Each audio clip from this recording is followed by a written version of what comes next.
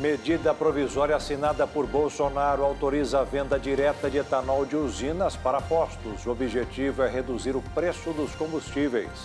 Ministro da Saúde afirma que o Brasil se aproxima do fim da obrigatoriedade do uso de máscaras. Câmara caça o mandato da deputada federal Flor de Lis, acusada de mandar matar o marido. Pacote de reforma nas leis trabalhistas aprovado na Câmara permite a redução do FGTS depositado pela empresa e tenta incentivar contratação de jovens e pessoas com mais de 55 anos. Estudo da África do Sul indica a alta eficácia da vacina da Janssen contra a variante Delta do novo coronavírus. Pesquisa da USP mostra que exercícios fazem o corpo apresentar uma melhor resposta imunológica depois da vacinação. A Sicília, na Itália, registrou hoje 48 graus, um recorde de temperatura na Europa. Livrarias de bairro garantem o sustento do mercado de literatura no país. Agora no Jornal das 22.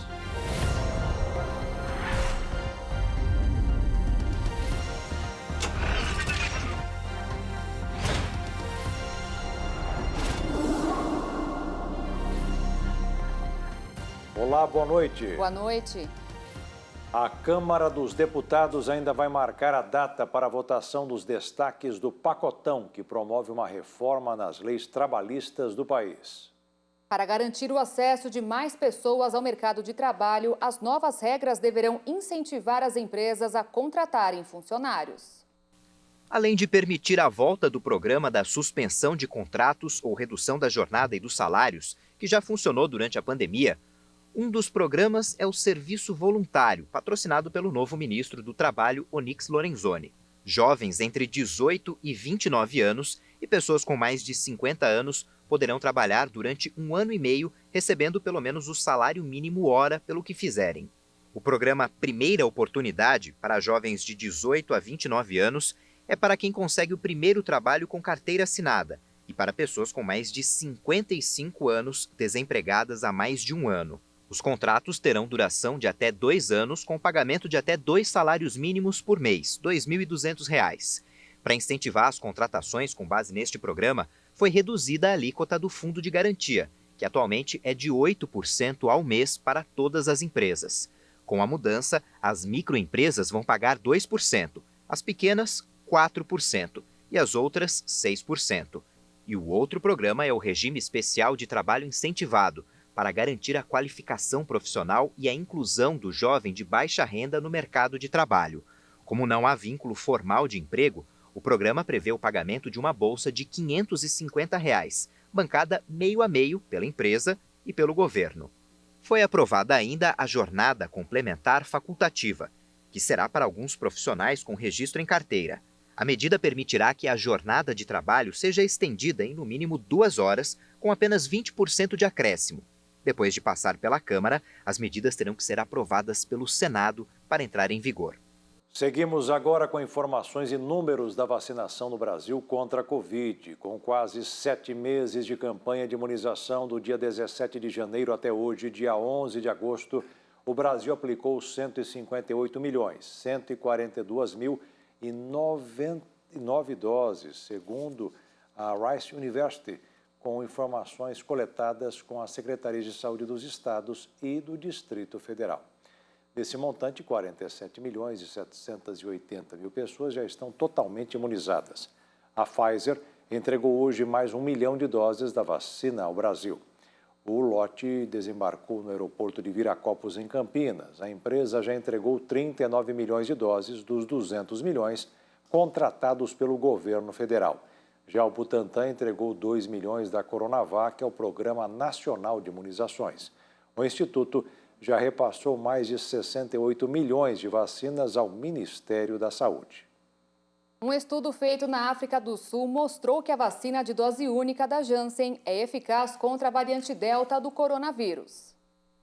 O estudo foi feito com 477 mil trabalhadores da área da saúde entre os meses de fevereiro e maio. A vacinação com o imunizante de dose única da Janssen evitou a hospitalização de 71% das pessoas infectadas pela variante Delta. Já a proteção contra mortes, independentemente da cepa, ficou entre 91% e 96%. A pesquisa apontou ainda que a proteção contra internações foi de 65% 4 meses depois da aplicação da vacina.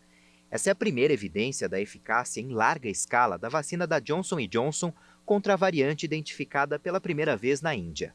A Delta tem causado preocupação no mundo todo porque estudos sugerem que ela seja transmitida mais rapidamente do que as outras variantes. Desde junho, a vacina da Janssen também é aplicada aqui no Brasil. Agora vamos ver o ranking de imunização no mundo. Até hoje, de acordo com a Universidade de Oxford, mais de 4 bilhões e 540 milhões de unidades de vacinas anti-Covid já foram aplicadas. A China lidera a lista, com 1 bilhão e 800 milhões de doses aplicadas. Na sequência, aparece a Índia, com 519 milhões. Os Estados Unidos, na terceira posição, registram 352 milhões e meio de doses aplicadas. Em quarto lugar está o Brasil, que no levantamento de Oxford aparece com 155 milhões de doses administradas. E fechando o ranking dos 5 mais, está o Japão, com 105 milhões de vacinas aplicadas até agora. Medida provisória assinada hoje pelo governo federal altera a lei do petróleo, autorizando a venda direta de etanol hidratado. O ministro de Minas e Energia, Bento Albuquerque, disse que a medida pode ajudar a reduzir o preço dos combustíveis. De Brasília, Jaqueline Fonseca tem as informações. O governo federal editou nesta quarta-feira a medida provisória que propõe alterações na lei do petróleo e autoriza a venda direta de etanol hidratado. A medida dispensa a intermediação de empresas distribuidoras e incentiva novos negócios. A MP trata de aspectos regulatórios, tributação e comercialização do etanol. Além disso, flexibiliza a fidelidade de bandeira. Postos com uma bandeira anunciada poderão revender combustíveis de outros distribuidores. No entanto, os atuais contratos deverão ser respeitados e o consumidor precisa ser informado do que está comprando.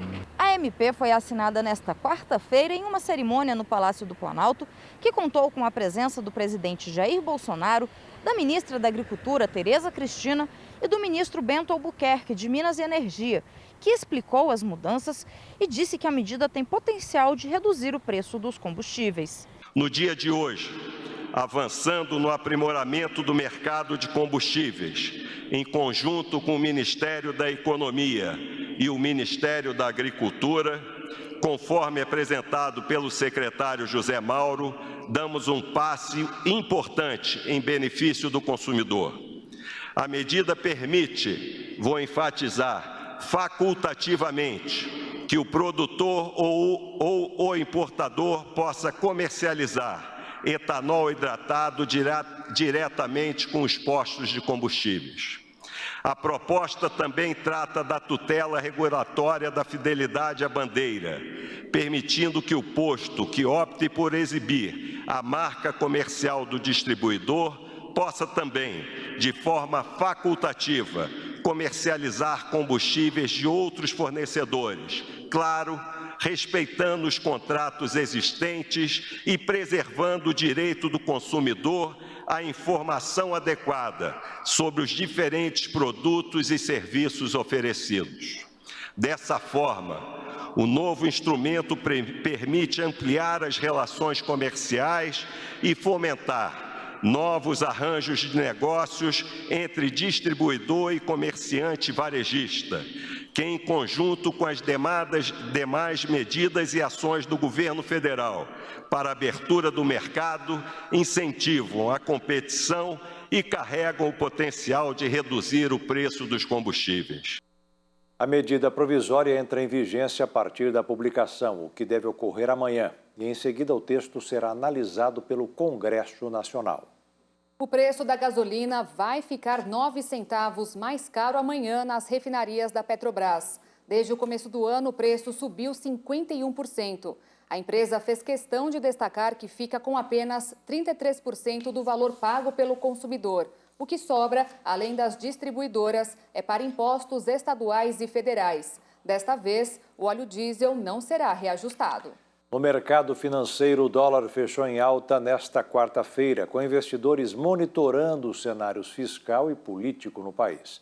A moeda norte-americana subiu 0,48% e encerrou o dia cotada a R$ 5,221 na venda. E veja a seguir, o ministro Marcelo Queiroga afirma que até o final do ano o brasileiro não precisará mais usar máscaras. E ainda, deputada Flor de Lis tem seu mandato cassado.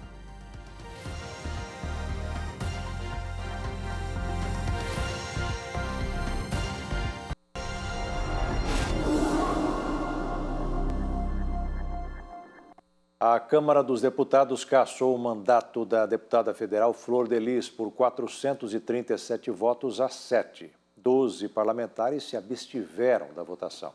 Flor de Lis é acusada pelo Ministério Público do Rio de Janeiro de ser a mandante do assassinato do marido, o pastor Anderson do Carmo, em julho de 2019.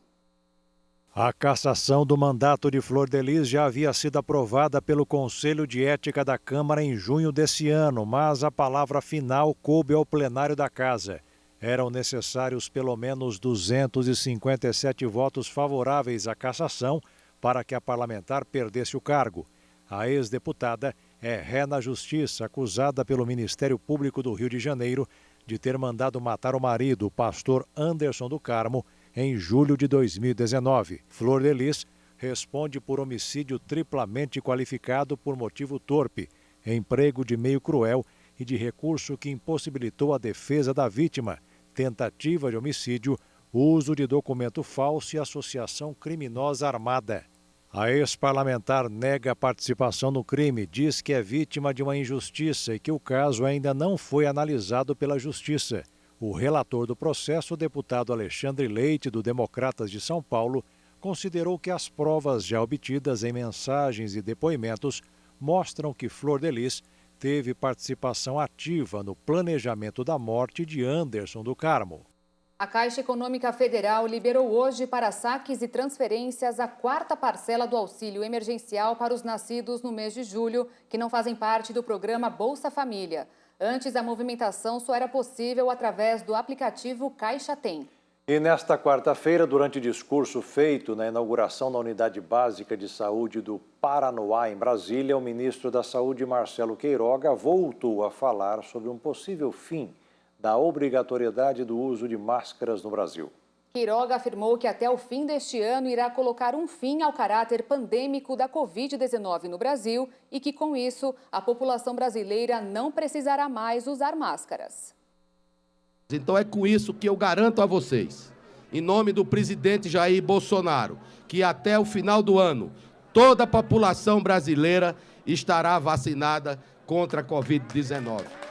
Poremos fim ao caráter pandêmico dessa doença, para tirar de uma vez por todas essas máscaras e desmascarar aqueles que, mesmo que nunca tenham usado máscaras, precisam ser desmascarados. Em junho, Bolsonaro pediu a Queiroga um parecer para desobrigar o uso de máscara a quem recebeu a imunização contra a Covid-19 ou a quem já foi infectado pelo vírus. Em resposta ao pedido, o ministro disse que para a medida sair do papel, é necessário vacinar a população.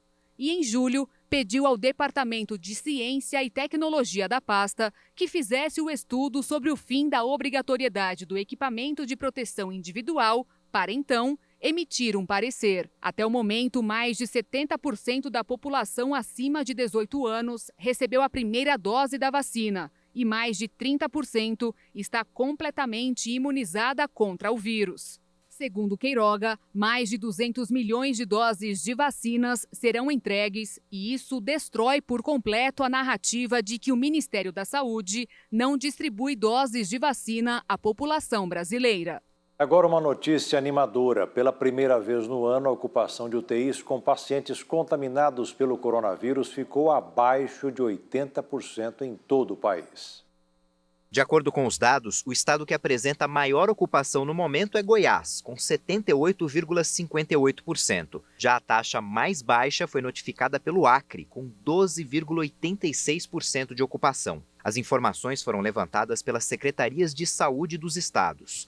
O aumento no número de vacinados de cada região ocasionou tanto a queda no número de mortes diárias, quanto na média móvel de óbitos em decorrência do vírus. A média ficou em 906 mortes, número próximo aos apresentados em janeiro de 2021. No estado de São Paulo, por exemplo, o número de internados nas UTIs tem queda pelo 31º dia consecutivo. Ao todo, cerca de 16 mil pessoas estão internadas. Esse é o menor número de internações desde 28 de fevereiro deste ano, quando o estado registrou 15.740 pessoas hospitalizadas por Covid-19. Termina hoje o prazo para que os aprovados da segunda chamada do ProUni, programa do Ministério da Educação que oferece bolsas de estudos, apresentem os documentos comprovando as informações declaradas às instituições de ensino quando fizeram a inscrição.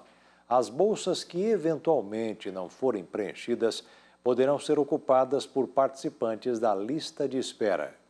25 sindicatos de lojistas de vários estados entraram no Supremo Tribunal Federal pedindo a substituição do IGPM, índice que reajusta os aluguéis, que hoje está em quase 34%. Os lojistas querem que o reajuste em contratos de locação seja pelo IPCA, que é o Índice de Preços ao Consumidor Amplo. O embate pela alteração se intensificou durante a pandemia, já que tanto as famílias quanto os lojistas tiveram seus rendimentos reduzidos. Não é de hoje que o impacto da tecnologia na qualidade do sono é objeto de estudo. Com a pandemia, com mais pessoas utilizando computadores e smartphones para trabalhar e navegar nas redes sociais, os problemas se agravaram. Um levantamento do Instituto do Sono mostrou que 81% das pessoas enfrentam problema para dormir desde o início da crise sanitária. Os problemas de sono durante a pandemia foram potencializados pela tecnologia. É o que indica um estudo conduzido pelo professor Sérgio Brasil Tufik, médico e pesquisador do Instituto do Sono de São Paulo. A pesquisa revelou que durante o último ano, o uso de tecnologia fez com que cerca de 64% das pessoas relatassem uma demora de 30 minutos ou mais para adormecer, se comparado com sua rotina antes da pandemia. Além disso, 55,1% dos brasileiros relataram uma piora na qualidade do sono no último ano. E mais de 60% dos entrevistados afirmam que o uso de equipamentos tecnológicos, como celular e computadores, tem colaborado para esse índice. Segundo o pesquisador, a falta de atividade fora de casa também serve como combustível para inúmeras consultas junto ao celular, o que contribui para a pessoa demorar a pegar no sono. De acordo com a pesquisa, o efeito do uso excessivo dos eletrônicos no organismo é imediato. O vício em telas atua na diminuição da melatonina, um dos hormônios responsáveis pela manutenção do sono e pela sensação de descanso. A luz é um inibidor da produção da melatonina, que é produzida quando o nosso corpo está no escuro. As redes sociais também desempenham um papel importante na piora do sono. Mais do que a luminosidade emitida pelos dispositivos, o mecanismo neurológico de recompensa por ver uma foto, por exemplo, ou por encontrar um produto desejado, estimula receptores de atenção, de acordo com Mônica Andersen, diretora de ensino e pesquisa do Instituto do Sono. A química que acontece no cérebro deixa os usuários em estado de alerta. A pesquisadora acrescenta que existe um segundo fator relacionado a redes sociais que pesa contra o sono: a produção de cortisol. Esse hormônio, produzido em situações de estresse, aparece também quando a pessoa assiste conteúdos que não são do seu agrado. Os pesquisadores aconselham as pessoas a se ausentarem das redes sociais algumas horas antes de dormir. Isso pode ajudar a diminuir o nível de cortisol, além de poupar a exposição da luz azul. Fazer exercícios físicos durante o dia também é uma das recomendações, já que a produção de serotonina, conhecida como hormônio do prazer, está associada também aos níveis de melatonina no cérebro. E depois do intervalo você vai ver que estudos da USP apontam que exercícios melhoram a resposta imunológica após a vacinação contra a Covid. E veja também, TikTok foi o aplicativo mais baixado em 2020.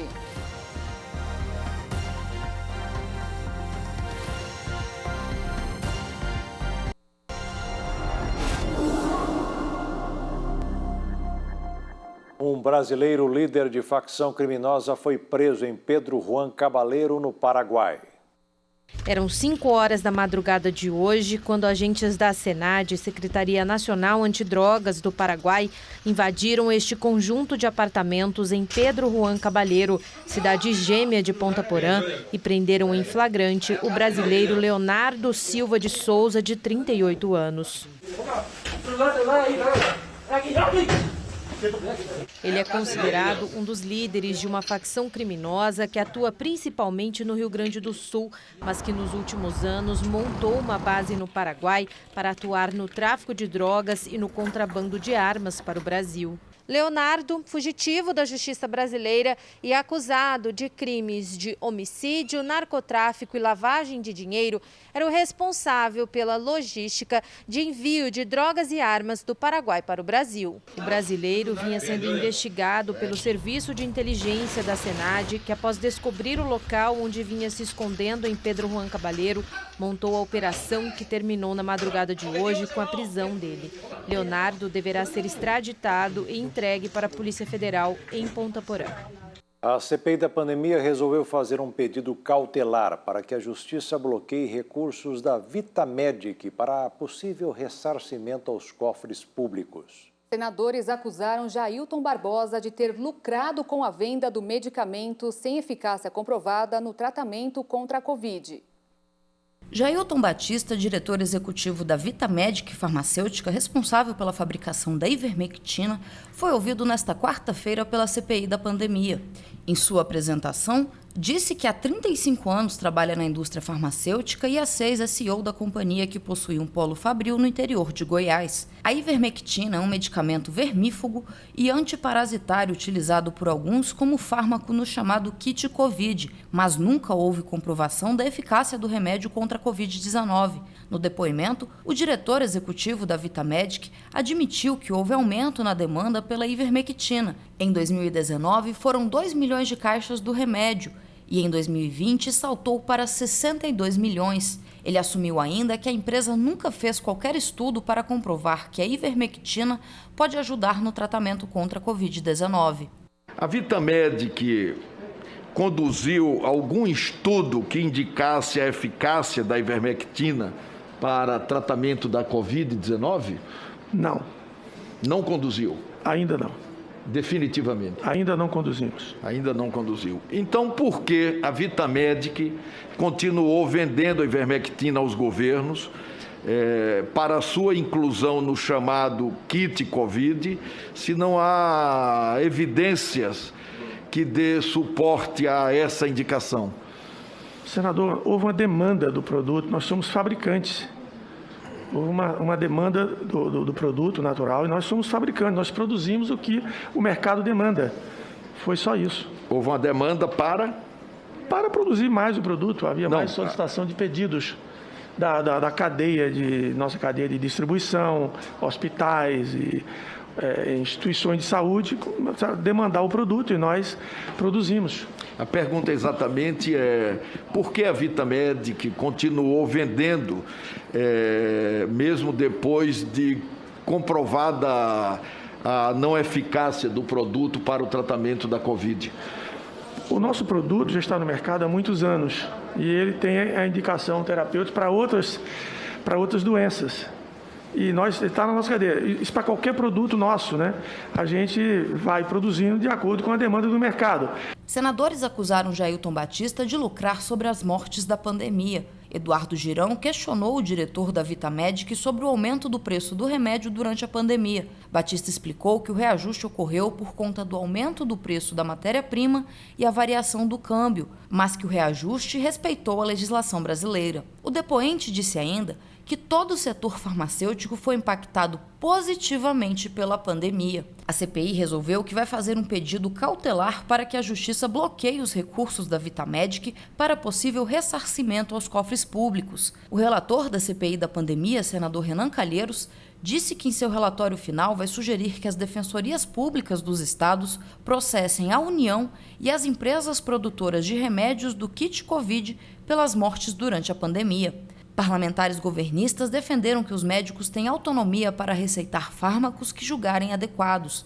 Marcos Duval disse que foram os profissionais de saúde que divulgaram a possibilidade do tratamento precoce. Na mesma linha, o líder do governo no Senado, o senador Fernando Bezerra, afirmou que a farmacêutica não pode ser responsabilizada por aumentar a produção e a venda do medicamento. O senador Otto Alencar apresentou documentos e alegou que profissionais de saúde foram pagos para estimular o uso da ivermectina. Batista negou bonificações e afirmou que o documento apresentado tratava de financiamento de diárias para médicos participarem de palestras sobre medicações destinadas ao uso preventivo contra a Covid-19. Jailton Batista também negou ter vendido ou negociado ivermectina com o governo federal. Em nenhuma circunstância nós estivemos com algum representante do Ministério da Saúde do governo federal para tratar esse assunto. Nenhum representante esteve presente em nenhuma reunião. Com o Ministério da Saúde, não. Na reunião desta quarta-feira, a CPI da pandemia aprovou uma acareação entre o ministro Onyx Lorenzoni e o deputado federal Luiz Miranda. A data provável para essa acareação é dia 18 de agosto, próxima quarta-feira. Nesta quinta, a CPI vai ouvir o líder do governo na Câmara, deputado Ricardo Barros. Luiz Miranda disse que, ao relatar possível esquema de corrupção ao presidente da República, Jair Bolsonaro teria dito que aquilo era coisa de Ricardo Barros. Por isso, o deputado será ouvido. A reunião está marcada para começar às 9h30 da manhã. O senador Marcos Rogério criticou a acareação do ministro Onyx sem um depoimento antes. Na falta de uma pauta de investigação efetiva, eles tentam criar momentos de espetacularização, de embate, que vai levar a quê? Qual o objeto dessa acareação? O deputado Onyx Lorenzoni, atualmente ministro, sequer foi ouvido na CPI. A acareação é um instrumento que pode ser usado no âmbito de uma CPI, mas depois de esgotadas as outras hipóteses investigativas. Ouviu-se o deputado Luiz Miranda, deveria-se ouvir o deputado ministro Onyx Lorenzoni. Isso não aconteceu. Querem promover essa acareação, não há porquê a base do governo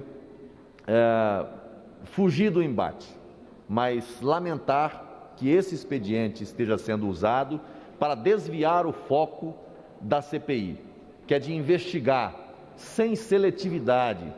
O estudo realizado pela Universidade de São Paulo revelou que as pessoas que fazem atividades físicas têm melhor resposta imune às vacinas. Os resultados dizem respeito à Covid, mas podem ter o mesmo efeito com outras doenças.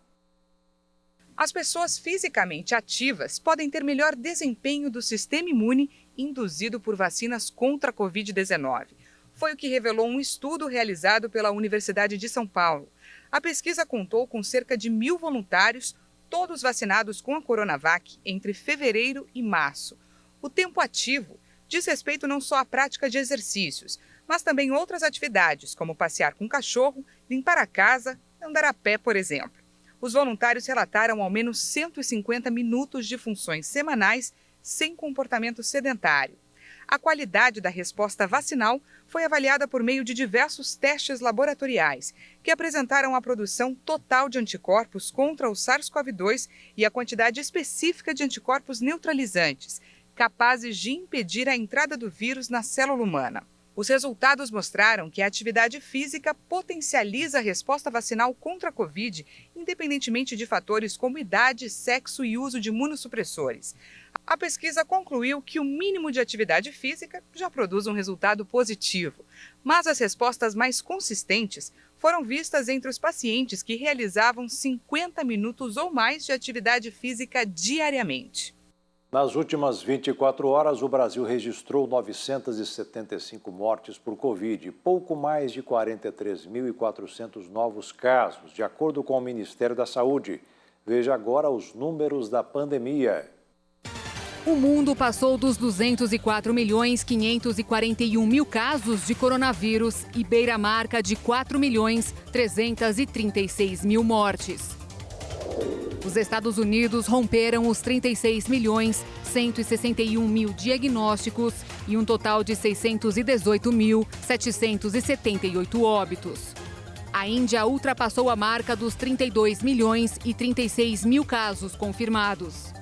O Brasil contabiliza mais de 20.245.000 testes positivos e 565.748 mortes. A França soma até agora 6.439.000 pessoas que foram contaminadas. E a Rússia tem quase 6.426.000 casos de coronavírus. E você vai ver daqui a pouco, Itália bate recorde de temperatura e preocupa o governo local. E ainda, livrarias de bairro têm sustentado o mercado literário do país.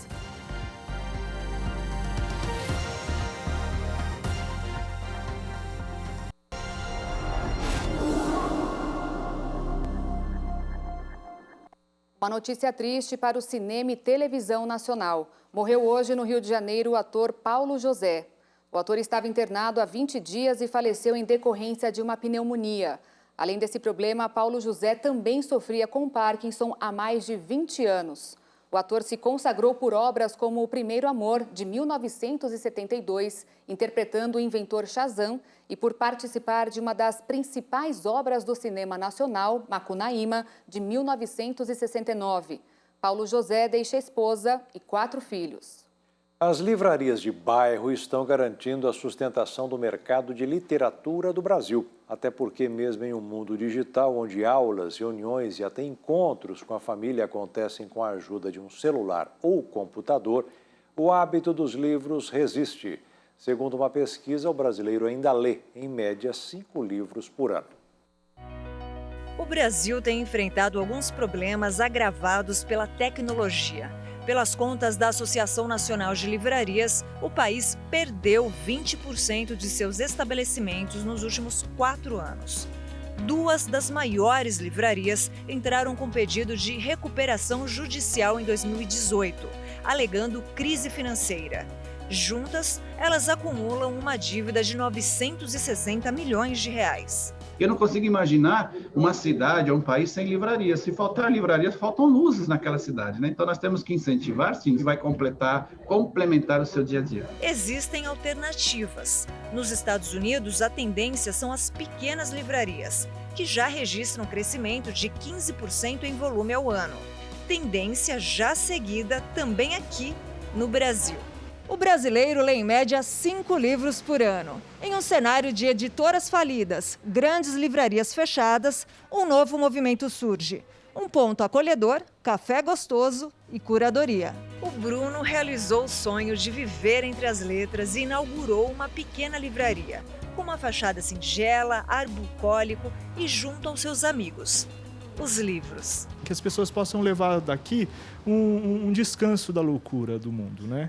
E que possam se encontrar mesmo, né?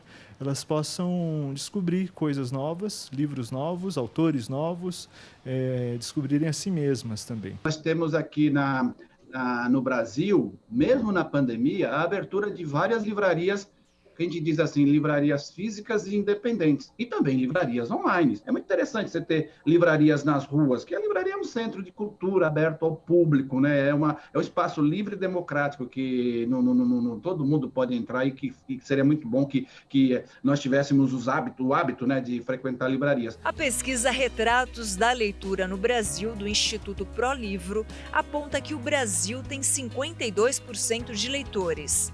A Bíblia lidera este ranking e na sequência estão contos, romances, poesias. Ainda indica que são mais mulheres do que homens entre os leitores e que pré-adolescentes são os que mais leem, seguidos das crianças de 5 a 10 anos. Não só as mulheres, elas leem mais, segundo pesquisa, né, pelo nosso recorte do Retrato da Leitura, mas elas também são as maiores incentivadoras da leitura. Por exemplo, família onde as mulheres e os adultos leem, provoca a leitura também nas crianças, né? E como a paixão pelos livros pode começar na infância, uma pesquisa da Universidade de Pádua, na Itália, apontou que a literatura rende frutos ao longo da vida. Quem lê por prazer na infância, por exemplo, consegue bons empregos com salários 21% mais altos no mercado de trabalho. De acordo com o jornal Social Science and Medicine, as pessoas que leram cerca de 3 horas por semana viveram pelo menos 2 anos a mais e com melhor qualidade de vida, porque a leitura pode prevenir o desenvolvimento de Alzheimer, por exemplo.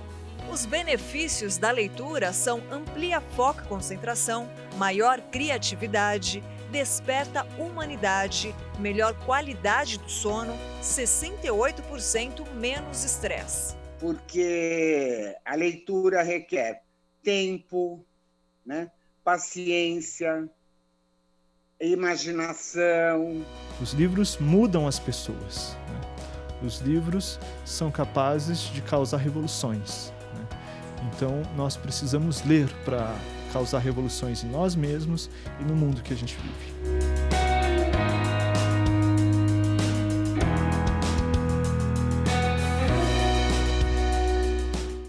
O verão tem castigado os países da Europa. A Itália bateu nesta quarta-feira o recorde de temperatura europeu e preocupa cada vez mais o governo local. A Península Italiana enfrenta a semana mais quente de verão até agora. Uma onda de calor transportada por um anticiclone, fenômeno em que os ventos têm direções de cima para baixo, causou o superaquecimento da região. Na Sicília, os termômetros atingiram 48,8 graus Celsius e alcançaram a marca mais alta já registrada em toda a Europa. Os bombeiros tiveram que realizar 300 intervenções em 12 horas para apagar focos de incêndio. 7 aviões foram mobilizados desde o amanhecer para lançar água sobre as chamas. Já na região da Calábria, o fogo está ameaçando um parque natural listado pela Unesco.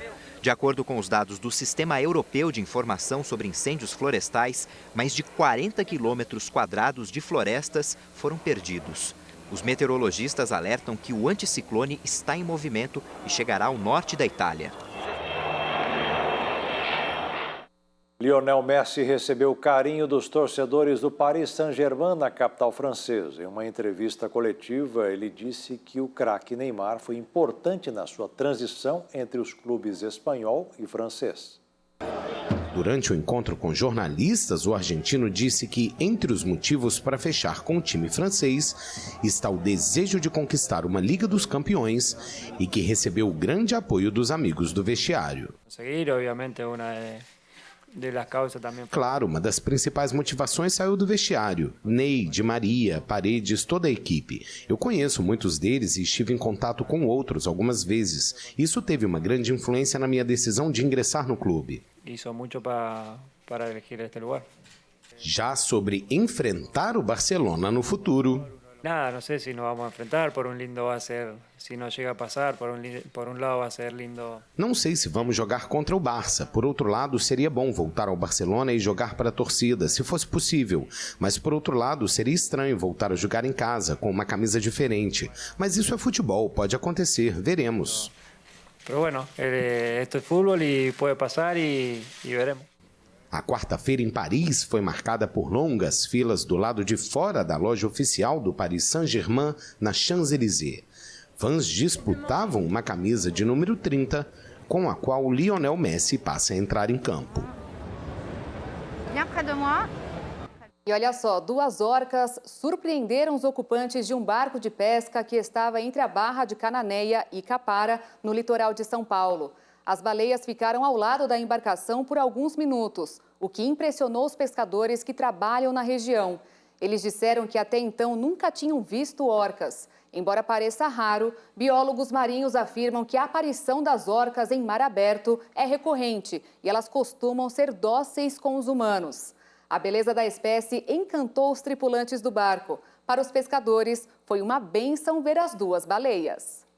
E agora um momento de reflexão. Ao falar sobre a benignidade na live das 15 horas, o pastor Josias Cruz disse que as palavras de Deus em nosso coração representam a melhor defesa contra todas as ameaças do inferno.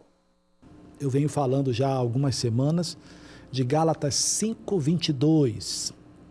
Mas o fruto do Espírito é amor, gozo, paz, longanimidade, benignidade, bondade, fé, mansidão e domínio próprio.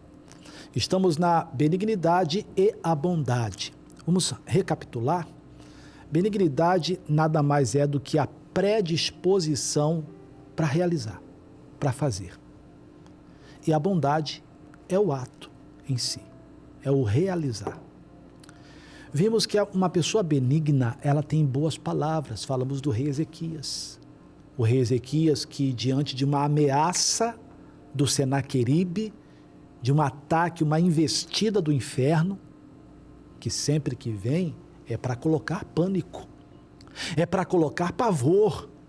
Aí o Ezequias, então, preocupado com isso, reúne todo mundo e fala ao coração deles. Como é que eu falo ao coração? Eu digo aquilo que Deus diz. Eu falo as palavras de Deus. Só as palavras de Deus têm poder para entrar numa pessoa e trazer paz, trazer cura, trazer segurança, trazer certeza da vitória. Já diz um ditado que se conselho fosse bom, ninguém dava, vendia. Então não são conselhos naturais, humanos. São conselhos do Senhor, do que Deus fala. Então ele falou-lhes ao coração dizendo que, olha, com eles está o braço de carne, mas conosco o Senhor Deus Todo-Poderoso para guerrear as nossas guerras. Quando ele falou isso, foi o suficiente. A Bíblia Sagrada diz que o povo em seguida, depois desse direcionamento do rei, a Bíblia diz que o povo descansou nas palavras de Ezequias, rei de Judá. Só as palavras de Deus para trazer descanso, mesmo sabendo que o Senaqueribe, o inferno está logo ali e que o rosto dele é de guerra contra você. Mas quando você tem a palavra trazida por pessoas benignas que têm predisposição para querer fazer e fazem, porque o que tem a predisposição também tem que ter o ato, a atitude, o fazer, o realizar, o efetuar, tem que ter a bondade. Então, uma pessoa que tem benignidade, consequentemente terá bondade e vice-versa. Quem tem a bondade é porque teve antes a predisposição para realizar, para fazer. E o Jornal das 22 termina aqui. Obrigada pela companhia, um ótimo fim de noite e até amanhã. Uma boa noite, fiquem na paz. Tchau.